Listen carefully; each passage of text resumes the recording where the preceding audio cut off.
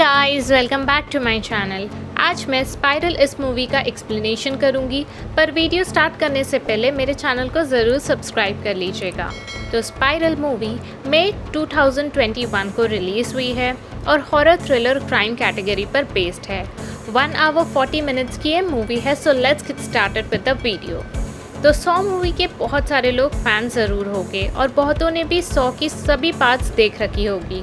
Spiral भी 100 movie का 9th part है और जिगसॉ मूवी भी इसी पार्ट की एक मूवी है।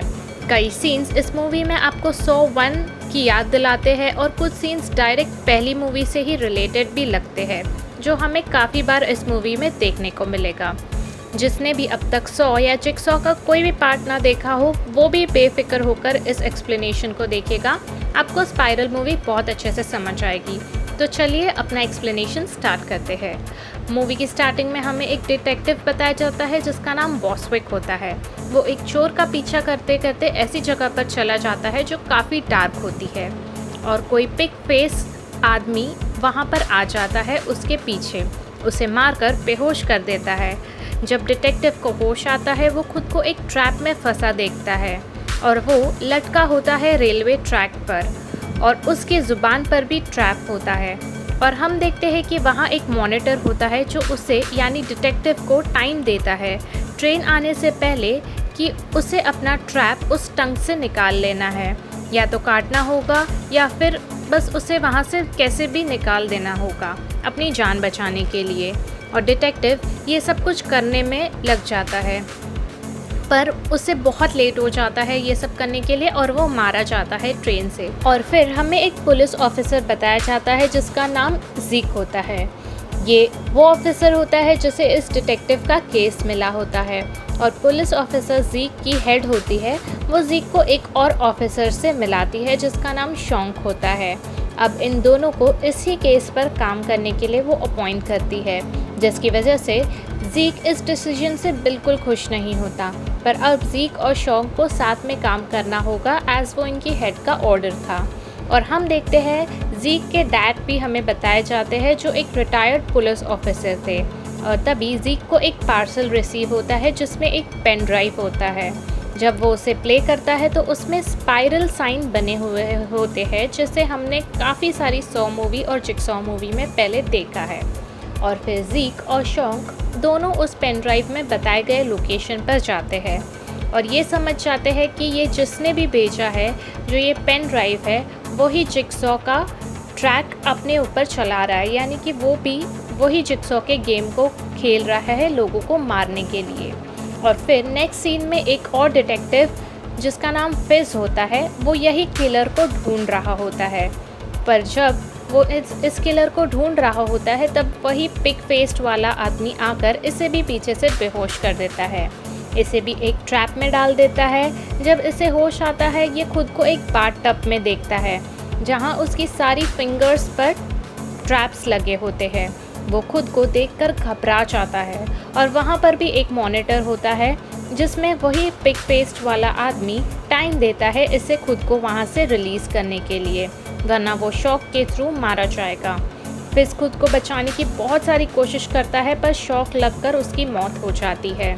और ये सब पता चलता है ज़ीक के डैड को और वो उस किलर को पकड़ने के लिए अकेले ही निकल जाते हैं बिना ज़ीक को बताए। और ज़ीक घर आकर अपने डैड को ढूंढने लगता है, पर उससे तभी वहाँ पर एक और पार्सल रिसीव होता है और उसमें एक और लोकेशन का पता होता है।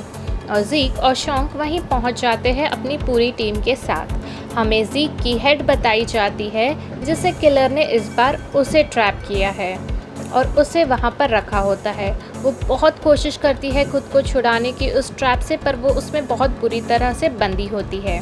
तभी एक मॉनिटर से पिक फेस वाला उसे अपनी बैकबोन को तोड़कर खुद को रिलीज़ करने के लिए बोलता है और अगर टाइम रहते उसने ऐसा नहीं किया तो गरम गरम वैक्स उस पर गिर जाएगा जिससे वो मारी जाएगी। और फिर हेड ऑफिसर अपनी बैकबोन को तोड़ देती है, पर वहाँ से निकल नहीं पाती और वो वैक्स गिरने के कारण मारी जाती है। और तभी सभी ऑफिसर्स अंदर आकर हेड को देखते हैं, पर उसे बचा नहीं पाते। फिर ज़ीक को एक और पार्सल मिलता है जिसमें कि एक पिक फेस होता है और एक स्किन का पीस होता है जिस पर एक टैटू बना होता है, और वो टैटू सेम ऑफिसर शॉन्क के हाथ पर भी होता है। तो ये दोनों टैटू मैचिंग होते हैं, यानी ऑफिसर शॉन्क भी गायब थे और पार्सल देखकर ये उस लोकेशन पर पहुंच जाते हैं। वहाँ उन्हें एक बॉडी मिलती है जो पूरी तरीके से डिस्ट्रॉयड थी। अब ये सभी समझ जाते हैं कि शॉन्क भी मारा गया है। अब ज़ीक अपने डैड को ढूंढ रहा होता है, पर पिग फेस वाला आदमी उससे पीछे से अटैक कर उसे भी एक ट्रैप में डाल देता है। और जब ज़ीक को होश आता है तब वो खुद का एक हाथ बंधा पाता है एक लॉक में, और उसके दूसरे हाथ में एक हैंड सॉ होता है, यानी कि आरी होती है। अब अगर उसे खुद को वहाँ से रिलीज़ करना है तो उसे अपना एक हाथ कट कर देना पड़ेगा।